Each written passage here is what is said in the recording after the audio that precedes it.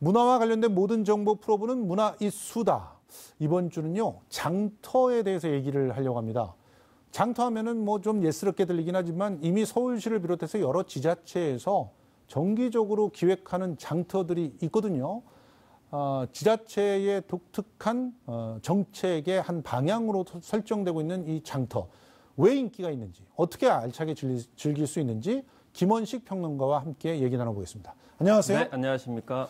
장터, 그러면 뭐 한국인들한테는 굉장히 의미 있는 그런 문화적 공간이라고 볼 수 있죠? 그렇죠. 그래서 사실 해외에서는 뭐 예. 스트리트 마켓이다, 아니면 예. 광장 시장이다, 이런 광장의 개념 같은 거 얘기하는데 그렇죠. 사실 우리에게는 어떤 정이라고 해야 될까요? 이런 예. 것들을 느낄 수 있는 좀 독특한 공간이기 때문에 예. 이 현대적으로 뭐 이렇게 보여줘야 되는 어떤 그런 측면이 좀 많이 있다고 저는 생각을 합니다. 예. 그렇기 때문에 이 단순히 어떤 시장의 개념도 아니고 그렇죠. 현대인들이 좀 잃어가는 그런 정서들을 느낄 수 있는 일종의 저는 문화 공간으로서 입지를 구축해야 된다고 생각이 들고요. 그래서 지자체들이 이렇게 신경을 쓰고 장터를 만들려고 하는 거죠? 그렇죠. 그리고 무엇보다도 사실 그런 장터 같은 정서를 느낄 수 있을 만한 시장이라든지 이런 어떤 물건을 구매할 수 있는 공간이 많이 없어졌기 때문에 맞아요. 지금 현재는 대부분 자본화되고 규모화되고 그리고 좀 비인간화된 어떤 그런 측면들이 많기 때문에 맞습니다. 그래서 좀 도시 공간에서 삶의 그런 정서와 정을 느낄 수 있는 공간에서 자신들이 필요한 물품도 사고 또 심지어는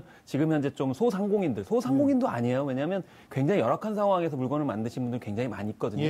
그분들한테 도움을 주면서 일종의 상생 역할을 할 수 있는 그런 역할을 할 수 있기 때문에 지자체도 당연히 이제 관심을 보여줘야 되고 이것이 나중에는 관광 상품화. 특히 그렇지. 이제 해외 관광객들도 많이 유치할 수 있기 때문에 그런 점에서 굉장히 경제적으로도 의미가 있다고 보겠습니다. 아니 실제로요. 지금 뭐 이태리 같은 데에서는 이 유통마진을 혁신적으로 줄인 이런 장터가 굉장히 인기예요. 그래서 그렇습니다. 일부러 그 장터에 가서 물건 쇼핑하려고 그냥 이태리까지 가는 사람들도 있잖아요. 명품이 막 너무 싸게 나와 있고 막 이렇다는 거잖아요. 사실은 대안시장이라고 저는 생각이 드는데요. 이제 새롭게 시도를 하고 새로운 아이디어라든지 새롭게 예를 들면 문화예술 작품 같은 경우에도 만드는 분들이 많은데 이분들이 도대체 어디에다 손을 보여야 될지 잘 모르기 때문에 이제 그런 것들을 선보일 수 있는 곳은 전 장터다라고 맞습니다. 생각이 들고요. 그러면서 미래의 어떤 명품들을 선보일 수 있는 그런 공간. 로서도 의미가 있다고 생각합니다. 그 서울의 특색 있는 장터들 한번 좀 가볼까요? 일단 두 개가 이제 대표적으로 언급이 되고 있는데 덕숭우에 가시면 이제 페어샵이 있는데요. 여기 보면 이제 5년 차가 됐습니다. 그래서 안정기에 접어들었다 이렇게 생각이 드는데요. 그래서 5월 달부터 11월 3일까지 여름에 약간 더울 때는 좀 쉬었다가 이제 하는데요. 매주 목요일에서 토요일까지 오전 11시부터 오후 6시까지 한다는 시간적인 그런 제한이 있는데 이 주제를 보면 사회적 경제 관점에서 청년 기업이라든지 여성 기업, 장애인 기업들이 만든 액세서리나 이런 공예품 또 예술품 등을 판매를 합니다. 무엇보다도 요즘에 체험이 대세인데요. 체험도 하시고 문화 공연도 같이 즐길 수 있는 마당이 펼쳐집니다. 또 한 군데가 어딘가요? 네, 무엇보다도 이제 남산골로 가시면 1890년 야시장 시즌2 이렇게 돼 있습니다. 그래서 10월 27일까지인데요. 매주 토요일이고요. 여기는 좀 약간 시간이 깁니다. 오후 2시부터 밤 9시까지. 그러니까 야간 야시장이기 때문에 이 야시장에서만 볼 수 있는 풍광들 또 음식들 맛보실 수 있는데요. 무엇보다도 한양 저작거리 1890년대의 시간여행이라는 테마를 잡고 있습니다. 그래서 1890년대 조선말 개화기 장터를 재현해서 특히나 남산골은 전통가옥이 많이 거기에 모여 있잖아요. 완전히 정치가 달라지더라고요. 그렇습니다. 그렇기 때문에 굉장히 고풍스러운 그런 느낌의 가장 어떤 예스러운 장터라고 저는 생각이 드네요. 마치 시간 여행을 떠난 것처럼 갈 수도 있는 그런 곳인데 아마 여기 가서 이제 한복 입고 들어가시면 진짜 더 시간 여행 갈 것 같습니다. 근데 이런 그 특색 있는 장터들이 완전히 뿌리를 내렸다 이렇게 얘기를 하고 있는데 왜 그렇게 시민들이 긍정적으로 평가를 하고 있나요? 여기 무엇보다도 여기 가면 이제 다른 데 없는 그런 일단 마당이 펼쳐진다는 점에서 굉장히 여유롭다는 점이 가장 큰 특징이라고 볼 수가 있겠어요. 대부분 뭐 이런 데 보시면은 이렇게 한적한 공간에서 여유롭게 이제 산책도 하시면서 즐겁게 보실 수가 있겠고요. 무엇보다 특색이 있죠. 그래서 남산골 야시장 같은 경우는 다른 데 없는 그런 독특한 콘텐츠들이 상당히 많이 있기 때문입니다.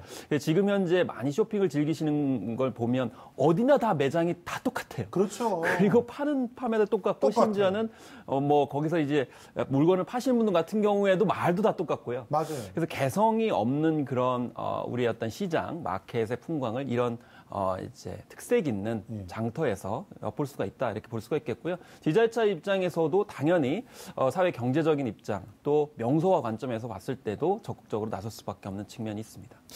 실제로 이렇게 테마형 장터, 뭐 무슨 컨셉이 있는 장터 이런 장터들이 이제 앞으로 늘어날 거라는 전망인데 네. 이 늘어나게끔 하는 힘은 뭐 아무래도 이 특색 있는 문화적 공간을 아주 쉽게 어떻게 보면 좀 저렴하게 이렇게 만들 수 있다는 그런 장점 때문이겠죠? 그렇습니다. 사실 지자체 입장에서는 유휴 공간들이 있거든요. 그렇죠. 그 유휴 공간들을 활용하는 방법들에 대해서 상당히 이제 고민을 많이 하고 있는데요. 맞습니다. 그 유휴 공간을 실제로 이런 영세한 기업들 혹은 뭐 이제 아티스트들한테 또 이제 제공을 해주고요. 그것이 하나의 어떤 문화적 관점에서 특색화를 시킬 수 있다는 것이죠. 그리고 최근에 이제 서울에서 농부의 시장이라고 하는 곳을 열었는데 이 농부의 시장은 그야말로 이 서울시와 그런 지역의 농부와 연결을 시킨다고 볼 수가 있겠습니다. 사실 우리나라에서 대학에서 이런 거 많이 했었는데 그렇죠. 지역성이라는 것이죠. 그래서 지역 특산품 같은 것을 이제 판매할 수 있는 활로를 모색해 주는데 사실 서울시가 한동안에는 도시농업들을 많이 강조를 했어요. 그런데 도시농업이 자칫 잘못하게 되면 서울 안에서의 농업만 이제 강조할 가능성이 있는데 맞습니다. 이렇게 농부의 시장 같은 경우에는 전국에 있는 농부들의 농산물들을 값싸고 저렴하게 소비자와 연결시켜주고 있기 때문에 무엇보다도 큰 역할을 한다는 것이죠. 그래서 사실 서울이라는 어떤 그런 자치단체가 한국에서 차지하는 영향이 굉장히 크거든요. 그렇기 때문에 지역의 농부한테도 큰 힘이 될 수 있다고 생각이 들고요. 무엇보다든지 문화예술인들한테도 이런 마켓을 좀 널리 유휴 공간을 활용을 해서 제공해주는 노력들이 계속 필요하다고 생각이 듭니다. 그리고 앞으로도 사실 이런 시장들은 늘어날 수밖에 없다고 생각이 듭니다. 왜냐하면 이 시장에 대한 어떤 피로증들이 갈수록 이제 증가하고 있는 그런 측면들이 많이 있기 때문에요. 그런 면에서 어떤 문화적 관점에서 다양성을 요구하는 시민들의 욕구가 많아지기 때문에 그런 유휴 공간이 비록 적다 하더라도 이것을 어떻게 잘 활용할 것인가 했던 문화적 기획력이 굉장히 중요하고 또 서울시가 모범적인 모델을 자꾸 이제 만들어줬으면 좋겠다는 생각이 듭니다. 아니 그런 부분도 주목을 받더라고요. 유통 구조에 대한 혁신들을 촉진할 수도 있고 그리고 공동체 문화를 더 뭐 확산시킬 수도 있다 이런 얘기들도 있던데 어떤 측면에서 그런가요? 그렇습니다. 일단 유통 측면에서 봤을 땐 지금 현재 소비자와 생산자를 직접적으로 연결시키는 마당이 직거래하게 하는 거죠? 거의 없는 어떤 그런 측면이 있고요. 직거래를 한다 하더라도 굉장히 제한된 품목에 지금 한정되어 있는 경우가 상당히 많기 때문에 중요한 것은 그 품목들을 얼마나 다양화할 것인가 어떻게 또 발굴을 할 것인가가 굉장히 중요하다라고 이렇게 볼 수가 있겠는 거죠.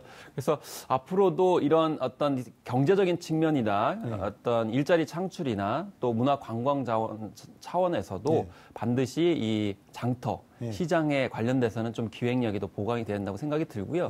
무엇보다도 이제 항구적으로 이제 성공을 하려면 상설적인 측면들이 굉장히 강화돼야 됩니다. 그러니까 맞습니다. 있다가 없어지면 안 되고요. 맞아요. 앞선 이 장터 같은 경우에는 뭐 5월부터 뭐 10월 말, 11월까지 계속 있기 때문에 결과적으로 거기에 가면 계속 그 시장이 있구나라는 그런 인식들이 있다 보면 갈 수밖에 없는 그런 측면들이 있는데 많은 경우에는 약간 했다가 없어지고 또 1년 했다가 없어지고 이러다 보면 사실은 각인이 안 돼서 성공하지 못할 가능성이 많이 있다라는 것이죠. 그런 면에서 어떤 특정 공간들을 계속 상설적으로 운영을 하고 그 내용들은 좀 테마에 맞게 그리고 좀 홍보라든지 판로가 굉장히 막힌 지금 현재 바로 시작하는 그런 영세한 어떤 스타트업에 해당되는 그런 분들을 어쩜 연결시켜주는 작업들이 굉장히 중요하다. 이런 것들이 풀뿌리처럼 있을 때 서울시 어떤 사회적 경제 혹은 사회적 기업들도 더 풍성하게 될 가능성이 많다고 생각이 듭니다. 알겠습니다. 뭐 앞으로 장터를 세울 때는 좀 더 미리 준비를 하고 정말 지속 가능할 수 있게끔 그렇습니다. 제대로 잘 만들어진 장터들 더 늘어나기를 기대해 보겠습니다. 오늘 김원식 평론가와 함께했습니다. 고맙습니다. 네, 감사합니다.